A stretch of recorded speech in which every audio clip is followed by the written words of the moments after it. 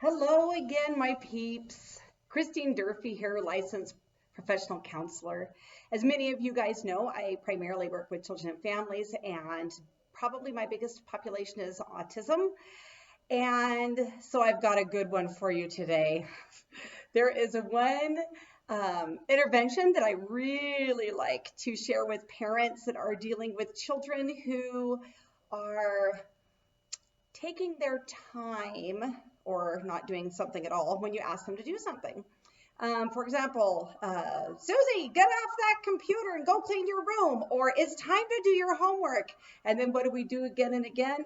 Susie, Susie, Susie, do what I tell you to do. So we're constantly saying their names over and over and over again. Anyways, there is a very simple solution to this if you execute it properly, and also it works really well with higher functioning autism kids. For some reason, kids understand stopwatches. They're fascinated with stopwatches. It's just amazing. Well, that and sticky notes, but that's another subject.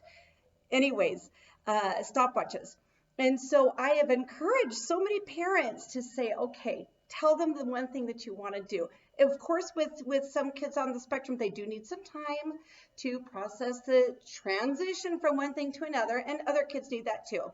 But within given reason, instead of continually saying their name and getting angrier and angrier, and pretty soon you're feeling like, all I do is I yell. I yell at my kids all day long, and I'm like this parent I don't want to be. Well, listen carefully. So you have a stopwatch and you say, Susie, it's time for you to go clean your room, or to go get in the shower or something like that. And so ahead of time, you've already told your child, okay, I'm just going to ask you once from now on. And if you don't get up and do those things within a good amount of time, I am going to start timing you. And you're going to give me back that time. And I've got a lot of things to do with that time that I can get back from you. So you tell them that ahead of time. And then first time, Susie, I want you to go and jump in the shower. And okay, Mom, but then they don't. And so, okay, Susie, I'm going to start timing you now. Start the timer. But then you can always add, take as long as you want. I have a list of things for you to give me back this time. So don't worry about it. And so anyways, then when they do get up, then you keep track of that time. And then you get that time back from them before they go on to the whatever games or whatever electronics or whatever they want to do. You get that time back. Oh gosh, you owe me half an hour. So I want you to go mop the floors or do the dishes or whatever. It is not their regular chore. This works beautifully, absolutely beautifully. It can be used in multiple ways. And so, for example, taking too long to do your schoolwork.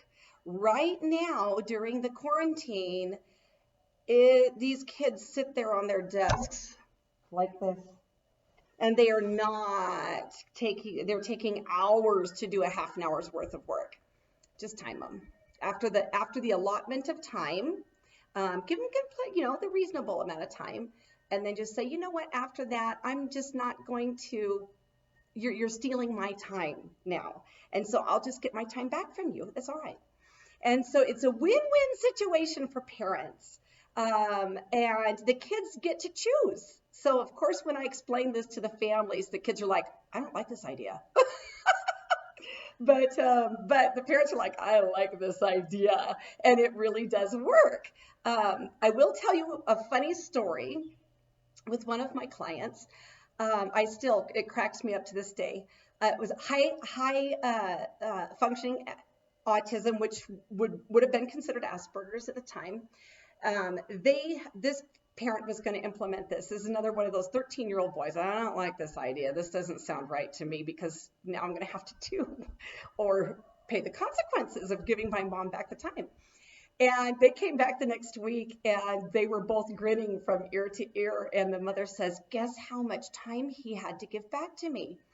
And I asked the boy, I said, how much time? And he's like, none.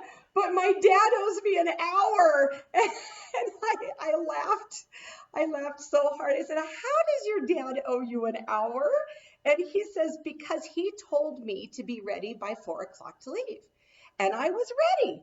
That's very good for a kid that is on the spectrum, I will tell you. That took a lot for him to be ready when his dad told him to be. And then he said, and also keep in mind that kids on the spectrum are very concrete.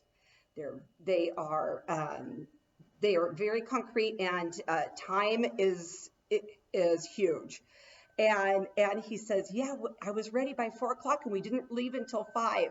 And I thought that was great. I said, well, how's your dad going to pay you back? And he goes, I'm going to have him rub my feet. And I said, do you like your feet rubbed? And he goes, nope, but he's going to hate it. Anyways, I love that. I thought that was great. Anyways, I hope that that was helpful for you. I would love to hear back from you if you try this, you implement it, and it's amazing. And I just love hearing all the stories of how well it works for you. All right, until next time.